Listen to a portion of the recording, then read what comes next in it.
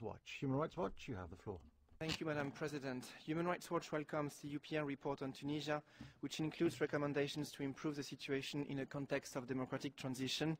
Also, Tunisia accepted many of these recommendations. It also rejected several critical ones aimed at preventing a sliding back into authoritarianism.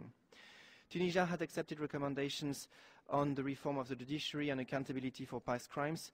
We urge the government to translate this into action by adopting the law on the High Council of the Judiciary with full institutional, financial and legal guarantees of independence.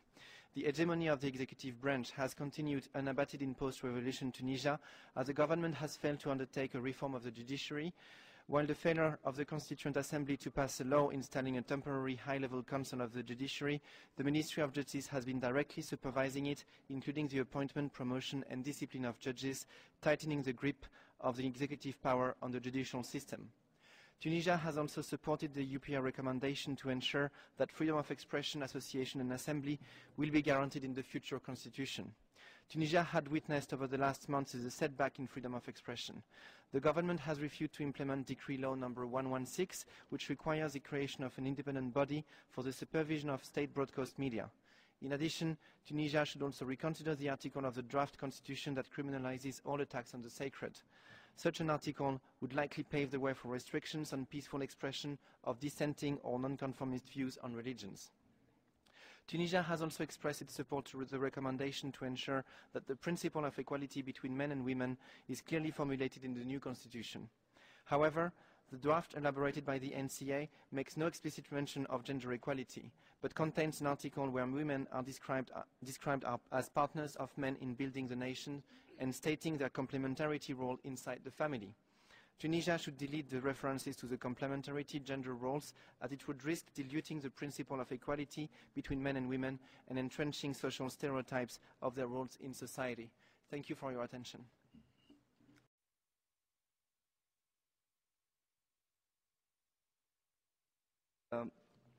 PEN International and IFEX-TMG are alarmed are concerned that freedom of expression is under threat, double threat, one by the government and one by the ultra-conservative, or what's called in Tunisia Salafist group, which are highly tolerated by the government. Also, we are alarmed by the increasing use of violence and threat against journalists, artists, writers by police and the conservative groups, and by the government's failure to put an end to the impunity of these carrying these attacks. We also are concerned that recently some members of the leading party of Al-Nahda are increasingly calling for attacks on media and journalists. Last week we have Habib Allouz, who called openly for beating up journalists and media professionals, and the government hasn't taken any serious steps to prevent that.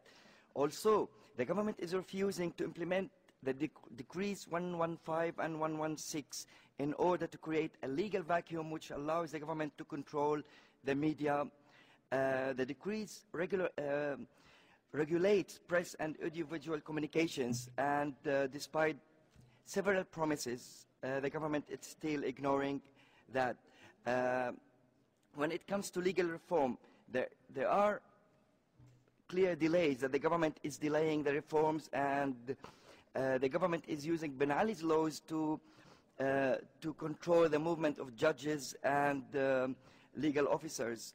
And also the government is refusing to consult with the legal bodies such as the Judges Association, which has a great history of fighting for the independence of legal system. Thank you. Pour la défense des droits de l'homme, you are next. Bonjour Madame la Présidente. Good morning, Madam President. First of all, we'd like to congratulate Tunisia for having undergone its democratic transition and having recognizing increasingly the individual rights in political pluralism, and also the recent organization of the free elections. We'd also like to welcome the open and standing invitation extended to the special mandate holders, special procedures, as well as the ratifying of the main international human rights instruments. We're also satisfied about the creation of a human rights ministry and transitional ministry, justice ministry, and the reforms in the judiciary. RADO hopes that this will make possible to improve the detention conditions of the prisons and to fight against impunity, which the main people responsible of crime under the previous government are enjoying. We encourage the authorities to carry out in-depth investigations of alleged cases of torture and ill treatment, and to bring to justice the authors of these violations, to provide material and moral support for the victims and their families. We approve the approach of Tunisia aiming to include women more in their development, and to include full participation of women in the political and social life of the country. However, we remain concerned about the acts of violence between police officers and demonstrators during recent demonstrations, and information according to which there is ill treatment and torture in detention centres. In this respect, we invite Tunisia to ratify the optional protocol to the Convention Against Torture and Other Cruel, Inhuman and Degrading Treatment. To conclude, we encourage Tunisia to continue its efforts to increase participation of all citizens in public life, and to strengthen the political and legal framework designed to protect the rights of the child in society. As we've been able to see during the revolution in Tunisia, the youth played a key role. We invite the country not to neglect this section of society, and to include youth in all their development plans. Thank you for Out Borders. You have the floor. Merci, Madame. Thank you, Madam President. Freedom of the press in Tunisia is still very fragile.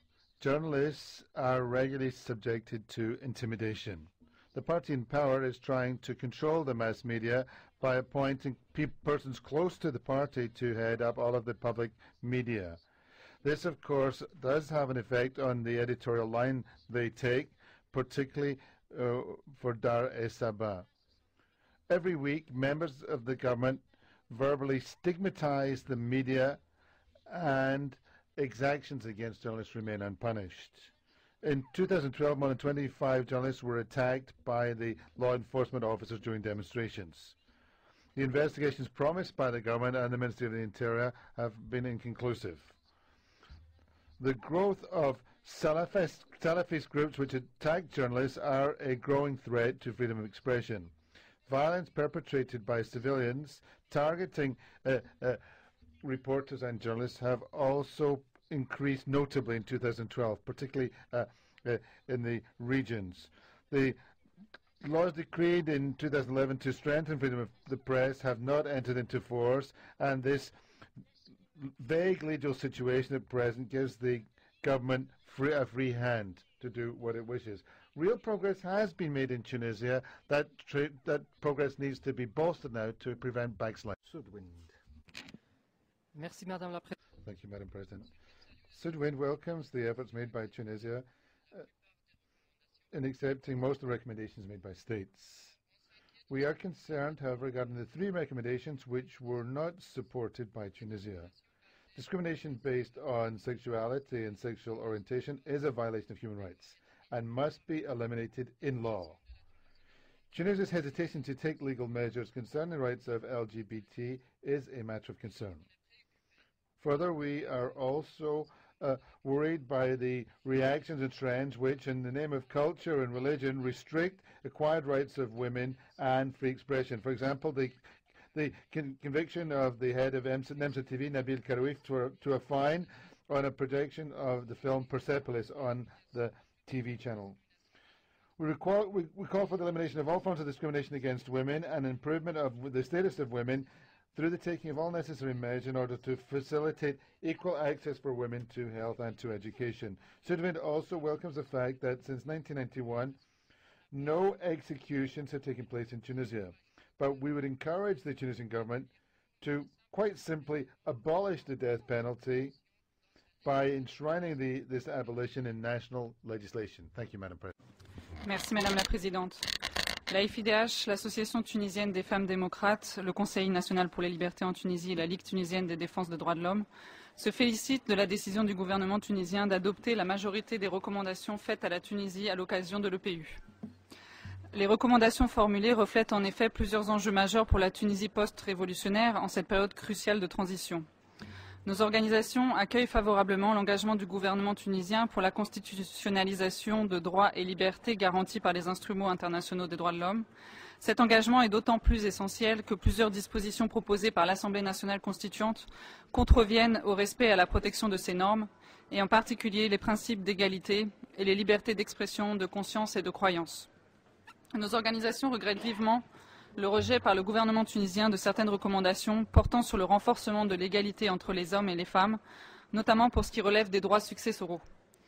Elle regrette par ailleurs le refus de la ratification du second protocole facultatif au protocole international des droits civils et politiques et l'abolition de la peine de mort. La persistance du recours à la torture et au mauvais traitement lors des arrestations et en détention continue malheureusement d'être rapportée par les associations des droits de l'homme. Le processus de réforme de la justice est central en cette période de transition. L'adoption par la Tunisie de l'ensemble des recommandations portant sur les nécessaires réformes en faveur de l'instauration d'une justice indépendante montre l'importance accordée par les autorités tunisiennes à ce chantier. Nos organisations insistent sur la nécessité d'une mise en œuvre effective et rapide de ces engagements et sur l'importance de la consultation des acteurs concernés dans le cadre de ce processus. Enfin, nos organisations accueillent favorablement les engagements pris en matière de promotion et protection des droits économiques, sociaux et culturels et soulignent à cet égard l'importance de la ratification du protocole facultatif au PIDESC. Je vous remercie, Madame la Présidente.